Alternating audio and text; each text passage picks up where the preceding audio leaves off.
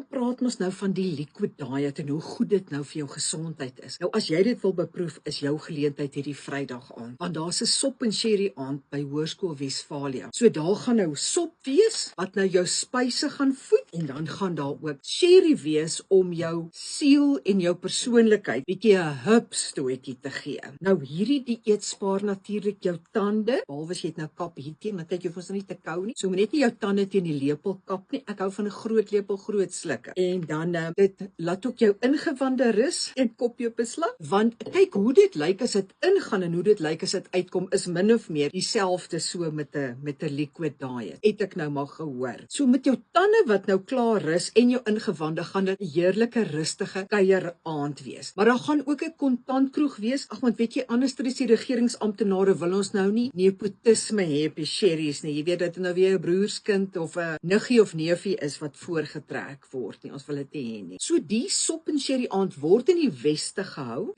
maar daar gaan niks Falia rondom die aand wees nie, want daar gaan ook 'n gaskunstenaar wees wat gaan optree. Dirkie Visagie, hy gaan vir ons sing. Daar gaan ook 'n lekker veiling wees, onder andere 'n biltongsnyer, jy weet daai biltongkerwers en dan koelbokse, koue dose met goeters binne-in gaan opgeveil word. En dan gaan ek as MC optree, aanbied, te kere gaan, hang af van weet hoe die nag verloop.